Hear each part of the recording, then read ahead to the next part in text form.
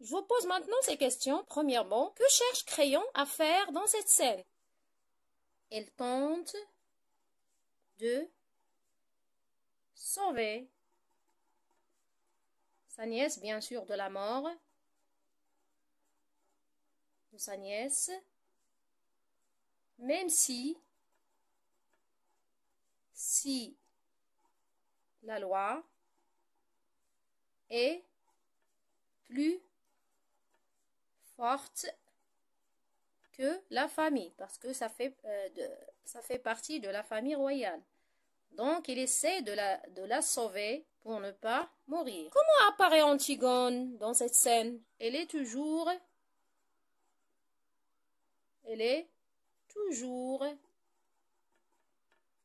entêtée. Elle n'écoute personne. Il veut réaliser son projet. Et parfois, elle paraît orgueilleuse.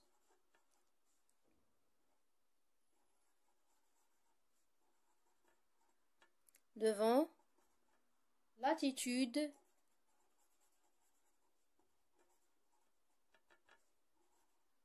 de son oncle, qui est le roi. Alors, c'est lui le roi. Quel est le sort de celui ou celle qui ne respecte pas la loi? Le sort,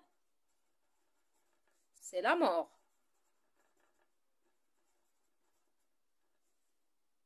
Parce que déjà, dans l'édit royal,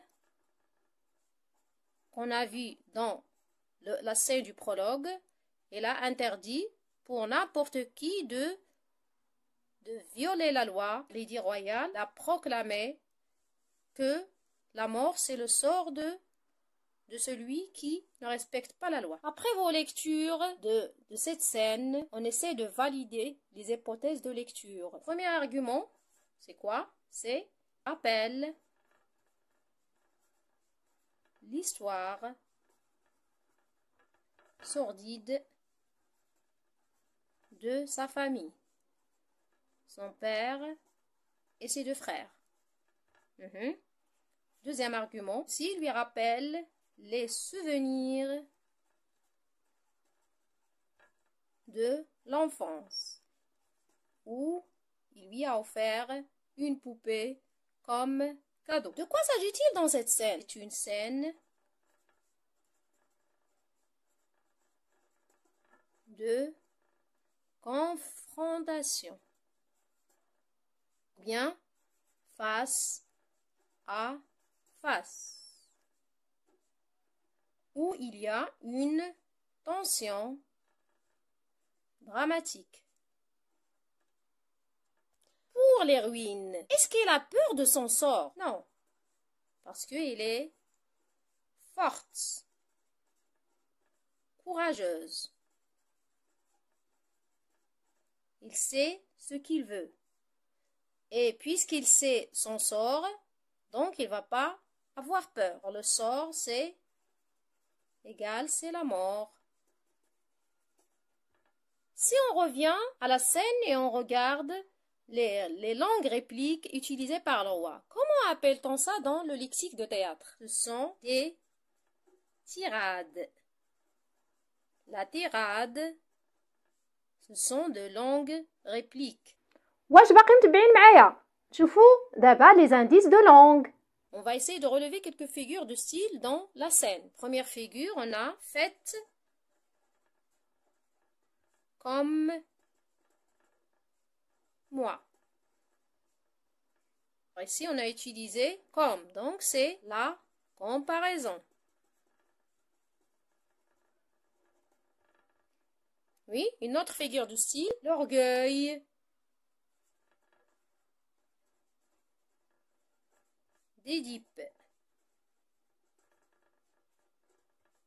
Alors, de quelle figure de style s'agit-il dans cette phrase? C'est quoi? La métaphore. L'orgueil comme Oedipe. Donc, il y a le manque de comparaison. Est-ce qu'il y a une autre figure de style? Le malheur.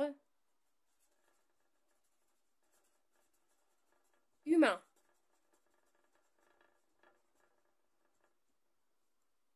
Ici, on a la personnification. Très bien. Pour la troisième partie, les axes de lecture, le premier axe, comment est le comportement de Créon avec Antigone? La contradiction de Créon pour sauver Antigone. Il fait des essais et il essaie de la convaincre pour rejeter son projet et bien sûr de changer son caractère. Mais Antigone, est-ce qu'elle va écouter son oncle? Pour la convaincre, qu'est-ce qu'elle a fait? Rappel sur le destin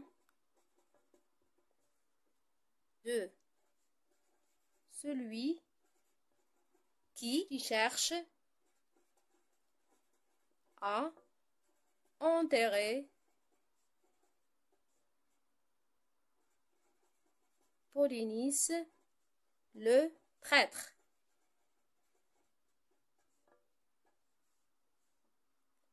C'est la mort. Voici le troisième axe. L'obstination d'Antigone lui permet de retrouver la famille d'Édipe. Alors, qu'est-ce qu'on a dit? Bien que le roi proclame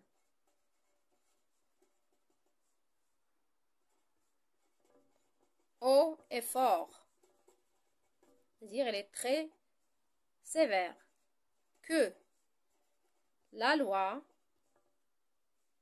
oui, est faite pour tous. Et là, tenter de sauver sa nièce. Mais quel est le caractère d'Antigone? Bien sûr, cette dernière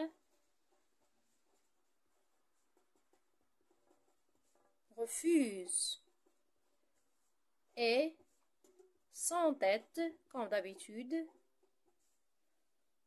à vouloir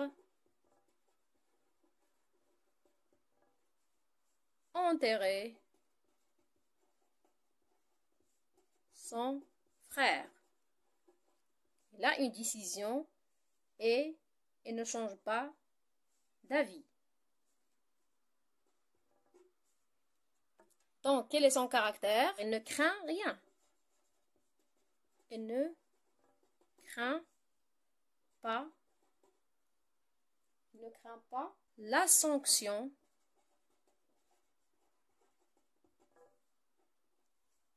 de Créon. Et bien sûr, elle attend la mort. Le personnage d'Antigone, c'est une femme très forte qui veut réaliser son projet. Donc, c'est la fin. Attendons aussi une autre scène avec un autre personnage. Merci et à bientôt.